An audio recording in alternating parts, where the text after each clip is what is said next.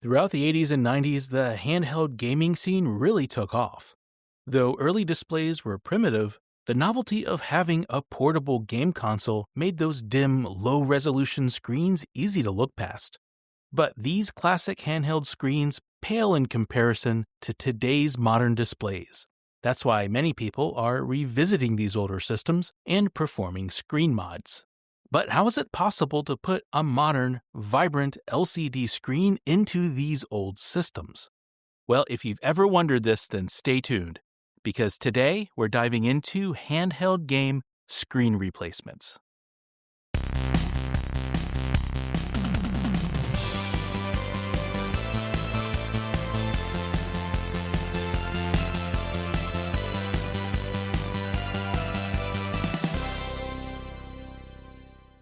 As a kid, I clocked many hours on the original DMG Game Boy.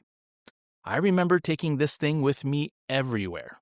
And years later, when I picked it back up to replay some of those classics, I found that green-tinted, reflective LCD screen somewhat tough to look at. But I did some searching and ended up purchasing a backlit screen upgrade kit. And the difference was night and day. This mod breathed new life into my Game Boy, and as a result, I was able to go back and replay many of the games that I enjoyed in my youth. Now, in case you haven't heard, I'm going to be at Retro World Expo 2025 at the Connecticut Convention Center in Hartford, Connecticut. While there, I'll be conducting a Game Boy Advance refresh workshop on Friday, September 12th at 3 p.m. I'll be assisted by my friend Tito, who you may know from the excellent YouTube channel Macho Nacho Productions. And together, we'll take you through the end-to-end process of replacing and upgrading the screen in your Game Boy Advance to one of these nice, new backlit IPS displays. And at the time of this recording, there are still seats available. So if you're going to be at Retro World Expo and want to attend, the sign-up link is in this video's description. The earliest handheld electronic games didn't really have a screen in the same way that we think about it today. Back in 1976, Mattel released the first fully digital handheld electronic game called Mattel Auto Race. And back then, this game was revolutionary.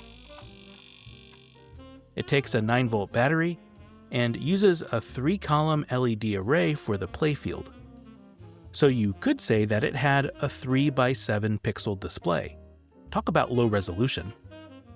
Now, around that time, calculators and digital watches were making the transition to using liquid crystal displays, such as this Sharp EL205 from 1975. Up until then, those screens were primarily using LEDs. And the problem with that was that LEDs require more power, thus depleting battery life. So when Nintendo decided to enter the electronic handheld game market with their Game & Watch series in 1980, they chose to use LCDs. And because the Game & Watch was one of the first of these handheld systems to really be successful, many people believed that Nintendo pioneered this approach. But that actually wasn't the case. A year earlier, in 1979, Milton Bradley released the Microvision. This was the first handheld electronic game system with interchangeable game cartridges, and it came out a year before the Game & Watch. But along with interchangeable games, the Microvision brought forth another great innovation. It contained the first dot matrix LCD display with a whopping 16 by 16 pixel resolution. For a number of reasons, not the least of which being hardware issues and price, the Microvision never really took off. But this wasn't the last that we would see of that dot matrix LCD. This concept would resurface years later in the Epic Game Pocket Computer.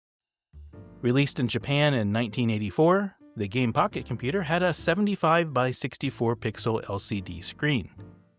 While neat, this system was never very popular. There were only 5 games made for it, and it never made it outside of Japan. So keeping in mind the failures of the Microvision and the Game Pocket Computer, it was risky for Nintendo to introduce their own dot matrix handheld into the market.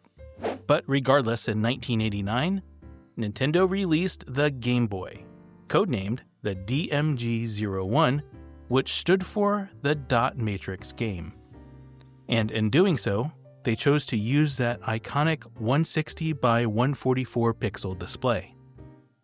The technology used by the Game Boy is called a reflective liquid crystal display. The screen itself is composed of 2 panes of glass, with liquid crystals sandwiched between them. Each pane of glass contains a thin, transparent layer of electrodes. One pane has these electrodes laid out as vertical lines, spanning the top to the bottom of the glass, and the other lays out the electrodes as horizontal lines. In addition to that, there are 2 polarizers. One is applied to the top pane of glass, and the other is rotated 90 degrees and applied under the bottom pane of glass. Because these are offset, any photons that make it through the first polarizer will be blocked by the second one.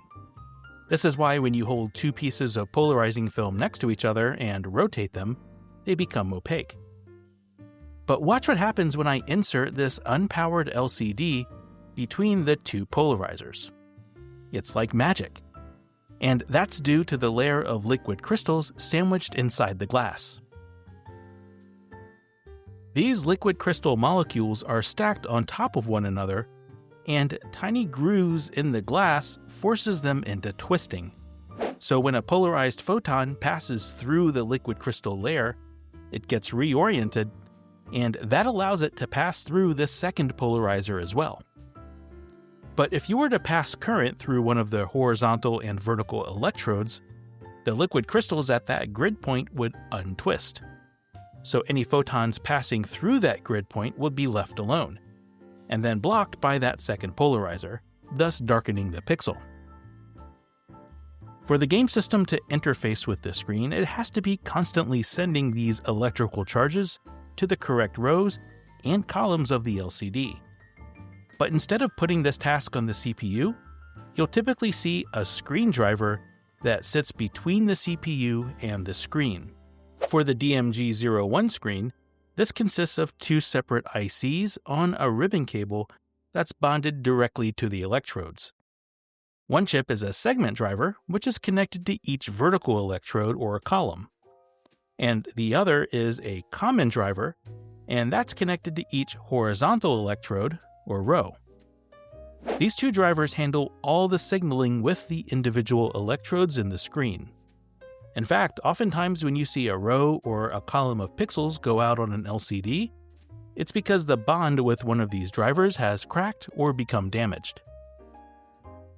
In order to interface with these LCD driver ICs, the Game Boy CPU sends them data serially, using a pixel clock and 2 data lines. Each time the pixel clock has a falling edge, the pixel data is shifted into the segment driver. When the end of a line is reached, there's a rising edge set on the latch signal, and this causes the driver to latch in that row of pixels and set the appropriate voltage on the LCD's electrodes. That latch signal also increments the common driver, and that's what determines which horizontal electrode will be active on the next latching. In this manner, the Game Boy draws all 144 rows of pixels, continuously shifting in the pixel data and latching it. So now that we know how the Game Boy processor interfaces with the LCD drivers, we can now replace this old Game Boy LCD with pretty much any modern screen. All we need to do is simulate the Game Boy's original LCD segment and common drivers. And fortunately for us, we can easily work with that 4 MHz pixel clock using a Raspberry Pi Pico. To demonstrate this, I've connected this Pico to a modern SPI display. I've also tapped into the Game Boy's pixel clock, data lines, and vertical sync signal. And I've programmed this Pico to simulate the Game Boy's LCD drivers. Believe it or not, the code is actually rather simple. First, we're using the Pico's PIO feature to synchronize with the Game Boy's pixel clock. The clock is connected to GPIO pin 2, So the first thing we're doing is waiting for that clock signal to go low. Once it goes low, we can then capture the pixel data from the data pins, which are connected to GPIO pins 3 and 4. After that, we push all those bits into the buffer, which can be read by the Pico's ARM CPU. Now, in the ARM portion of our Pico code, we pull in the data from that buffer and use it to check for a vertical sync, which indicates the start of a frame. Once we see a falling edge on VSync, we then extract the data from the buffer, use it to determine which of the 4 Game Boy's colors we paint the pixel, and then store it in our screen buffer.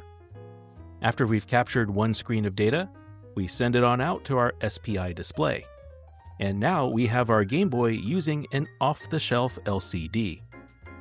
Keep in mind, however, that this little proof of concept with the Pico is just to illustrate how this works. It's not meant to be a good commercial solution. For one thing, I didn't do any scaling on this image, so it does look small. And image scaling can be CPU intensive, so if you try to do it on the Pico, your refresh rate will drop along with your experience. This could definitely be made more efficient in many ways, and one of them is to use an FPGA or CPLD for simulating the driver instead of a microcontroller.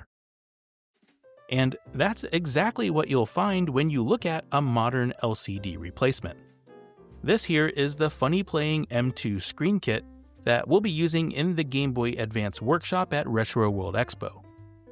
This kit comes with a small driver board that gets installed with the screen. You connect the LCD to the driver board, and the driver board is connected to the Game Boy Advance.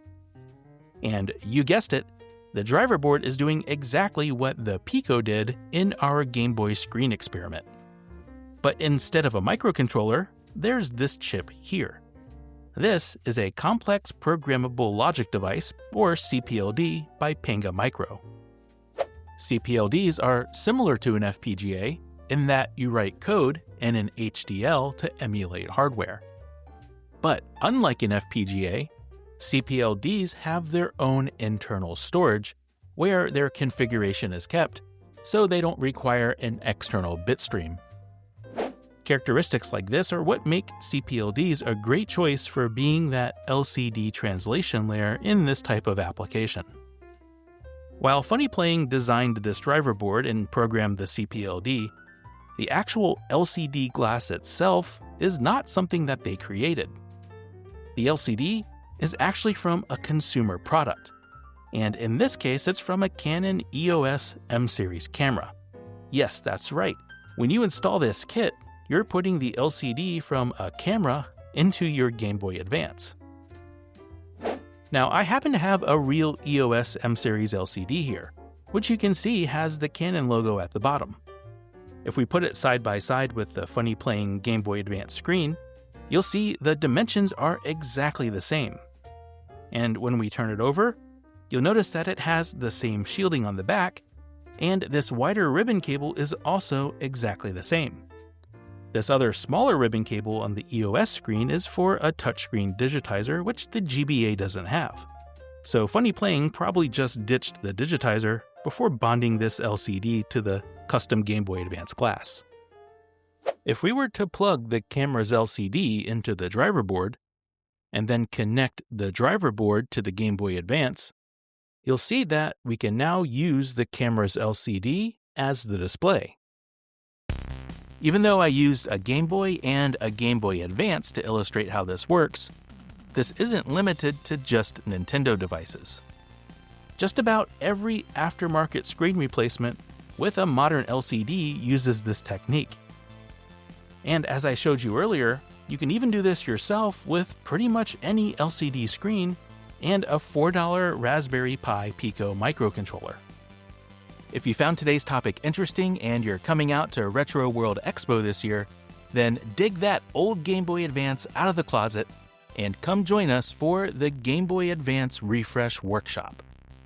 We only have 30 seats in this workshop, and there are still a couple available. So go grab a ticket and come hang out with me, Tito, and the rest of the gang as we help you upgrade your Game Boy Advance. The registration link is in this video's description below. And if you're just going to be at the show for the weekend, I'll be out on the floor with a display that I think you'll find interesting. So be sure to come by, geek out for a minute, and say hi. All right, that's all I have for today. So I'll see you next time. But as always, until then, go make something cool.